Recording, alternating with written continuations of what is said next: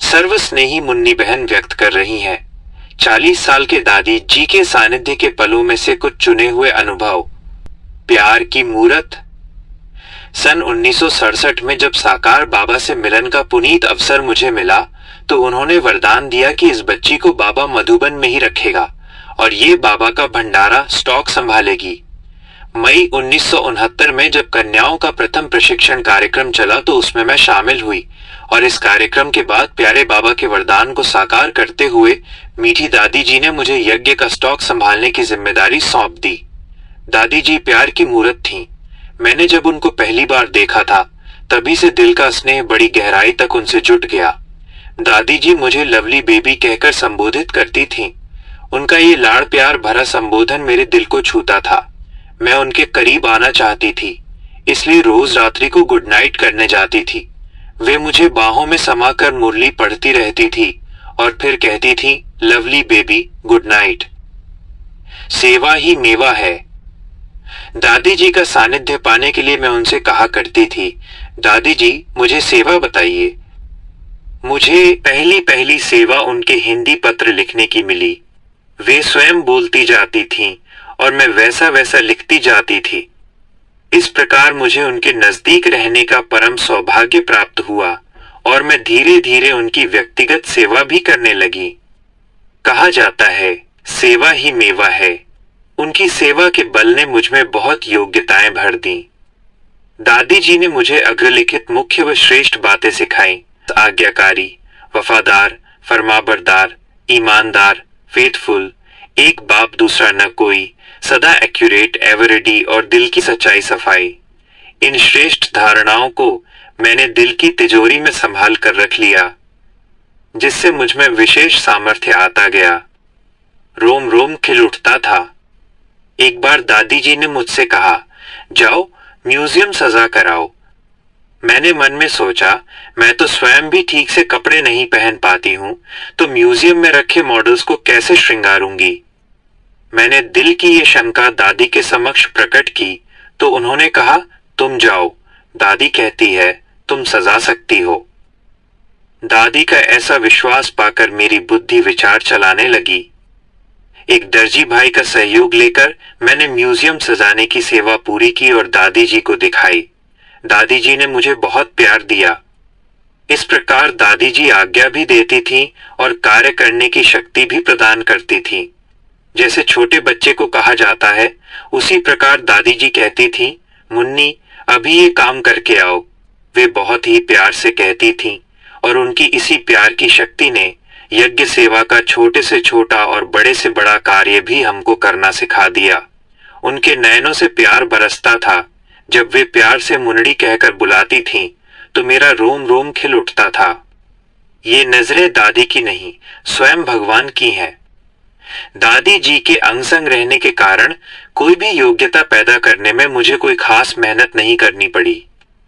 जैसे पारस के संग रहकर लोहा भी पारस बन जाता है, ऐसे दादी जी के संग रहकर मैं भी योग्य बन गई। सुबह से सायं तक की व्यस्त दिनचर्या में सैकड़ों बार उनके सम्मुख जाना होता। उनकी प्यार भरी दृष्टि पड़ती और मेरे अंदर उमंग उत्साह लहरें मारने लगता। उनके सामीप्य में थकान किसे कहते हैं मैंने नहीं जाना। मुझे महसूस होता रहा कि ये नजरों दादी की नहीं, स्वयं भगवान की हैं जो मुझे निहाल कर रही हैं। उनके स्पर्श मात्र से दिव्य शक्ति का मुझ में संचार होता था। मेरा दिल सदा ही ये लाइनें गुनगुनाता था, तुमको अपना नसीब समझा है, सबसे ज्यादा करीब समझा है। तुमको पाकर स्वयं से दादी जी सारे जग को गरीब समझा है। ओम शांति भवन, ज्ञान सरोवर, शांतिवन आदि सभी यज्ञ के बड़े बड़े भवनों को सजाने संवारने का पूरा प्रबंधन दादी जी ने मुझे सिखाया। दादी जी खरीदारी की चीजें खुद बैठकर लिखवाती थीं। दादी जी की हर आज्ञा को साकार करने में मैं दिल से जुट जाती थी। मुझे बहुत खुशी मिलती थी। क्षमा की सागर। दादी जी बहुत ही रहमदिल और ममता की मूरत थी।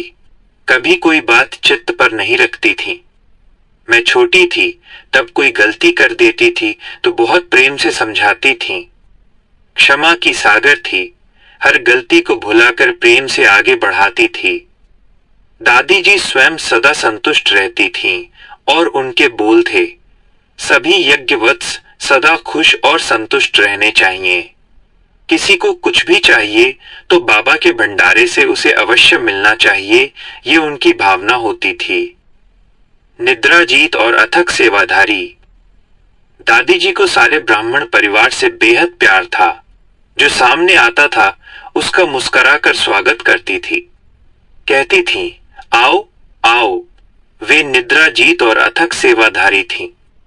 जब कभी हम कहते थे, दादी अमुक व्यक्ति आपसे मिलने आया है, तो बिस्तर से उठकर भी मिलने को तैयार रहती थीं।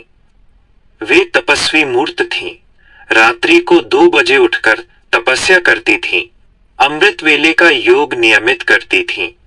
उस समय उन्हें बाबा से बहुत प्रेरणाएं, टचिंग मिलती थीं, जिन्हें वे सुनाती भी थीं। नजरों में अतीन्द्रिय आनंद। यज्ञ में हजारों ब्राह्मण भाई बहनें तथा अनेक वीआईपीज आते थे। वे हर एक से मिलती थीं। चाहे 30,000 भाई बहनें भी आ जाते थे, फिर भी लाइन में सभी उनकी नजरों का अतीन्द्रिय आनंद प्राप्त करते थे। हर कार्य करने में उनका उमंग उत्साह सदा बना रहता था। वे त्याग और सादगी की भी मूरत थीं। प्यारे बाबा के स्लोगन, जो खिलाओ, जो पहनाओ, जहां बिठाओ, इसकी पूर्ण धारणा उनके जीवन में देखी। वे मास्टर पालनहार थीं। 1000 यज्ञ वत्सों और 10,000 निमित्त शिक्षिकाओं सहित सभी को बाप समान पालना देती थी। मेरे दिल की धड़कन। मुरली से उनका जिगरी प्यार था। दिन में 3 बार स्वयं मुरली पढ़ती थी ही, क्लास में सुनाती थी वो अलग। जब तक स्वस्थ रहीं, हमेशा स्वयं ही क्लास में मुरली सुनाती थी। जब तबीयत नरम गरम रहती थी, तब भी वे देह में रहते हुए भी देह से न्यारी फरिश्ता स्थिति में रहती थी। कितनी भी तकलीफ हो, पूछने पर यही कहती थी, मैं बहुत ठीक हूं। एक दिन तो कहा, मैं बहुत सुखी हूं। वे इस दुनिया में थी ही नहीं, वो पूर्णता की देवी बन चुकी थी। सेवा करते महसूस होता था कि वतनवासी फरिश्ते की सेवा कर रही हूं। उनके अंतिम दिनों में भाई बहनें कॉटेज की खिड़की के शीशे में से उनके दर्शन करते थे। तब भी कहती थीं, सभी लाइन में आए, टोली लेकर जाए। हर बच्चे से उनका जिगरी प्यार था। दादी जी का मुस्कुराता हुआ चेहरा और प्यार भरे नयन कभी भूलते नहीं हैं। दादी जी मेरे दिल की धड़कन है, जो सदा मेरे साथ हैं और सदा मेरे साथ रहेंगी। अंत में इतना जरूर कहूंगी, वो दिल कहां से लाऊं, तेरी याद जो भुला दे।